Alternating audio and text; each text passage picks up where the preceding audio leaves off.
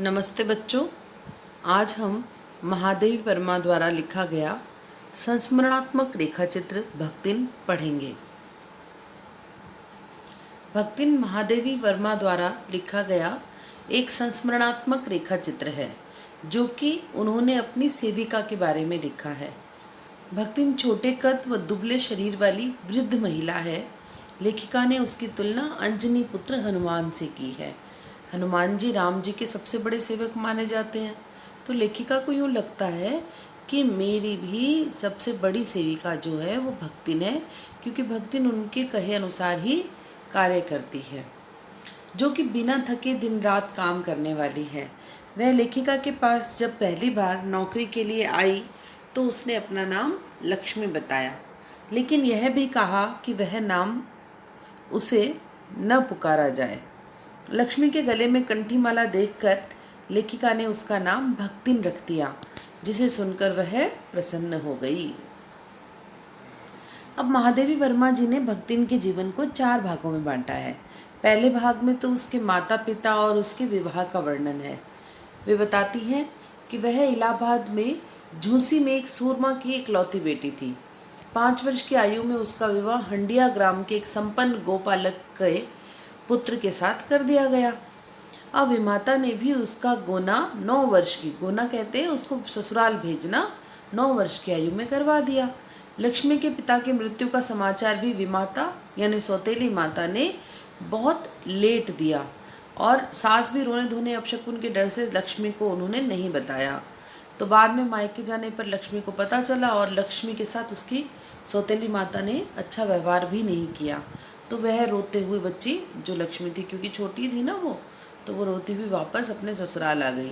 वापस आई तो वो उसने अपनी सास को खरी खोटी सुनाई और पति के ऊपर गहने फेंक फेंक कर अपना दुख व्यक्त किया। अब भक्तिन का जीवन का पहला भाग यहाँ पूरा हुआ।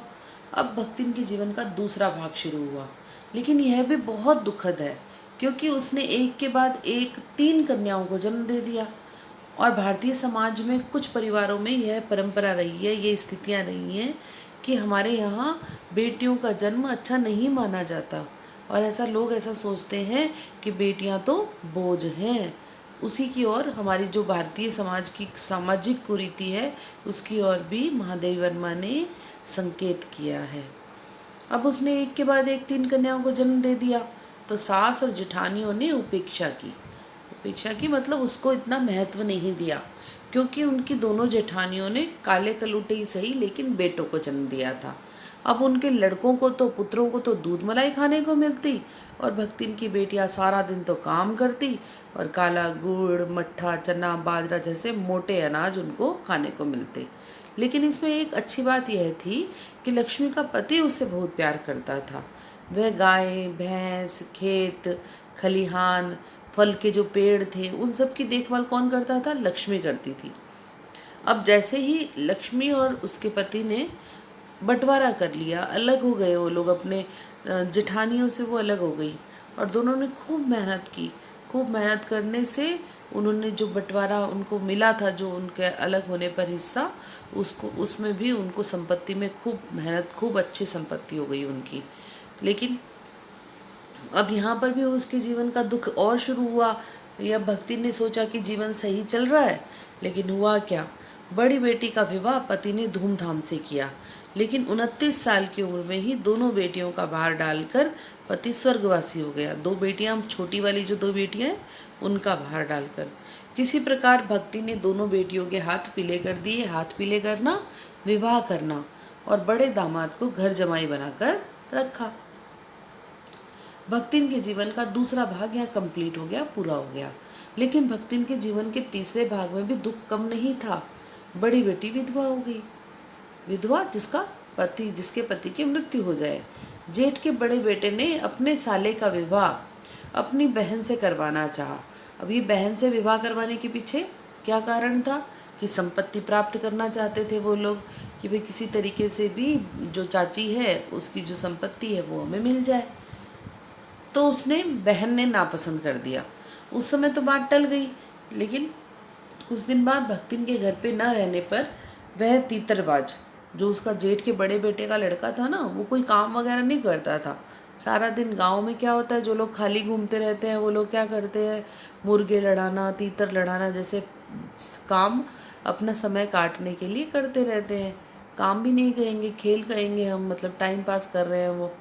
अब ऐसे वर्क को तो वो बच्ची कैसे, वो लड़की कैसे पसंद करेगी, इसलिए उसने मना कर दिया। अब कुछ दिन बाद भक्तिन घर पे थी नहीं और वो तितरबाज बेटी के घर में घुस गया। ये सब षड्यंत्र था ताकि वो अपनी चाची की, काकी की बेटी के साथ विवाह कर सके। अब उसके समर्थक जो थे वो गांव वालों को बुला लाए। अब पंचायत जो थी, वो बच्ची जो है वो लड़की पंचायत के सामने बार बार कहती रही कि भाई मैंने इसे नहीं बुलाया था। और वो लड़का कहता रहा, क्योंकि लड़का जो था वो षड्यंत्र का एक भागीदार था, तो वो कहता रहा कि इसने मुझे बुलाया था। पंचायत ने दोनों की बात को ही नहीं माना और कहा कि कलयुग का हवाला देते हुए विवाह कराने का आदेश दे दिया। अब दामाद दिन भर तो तीतर लड़ाता और पारिवारिक देश द्वेष में गाय ढोर खेती बाड़ी सब झुलस गए।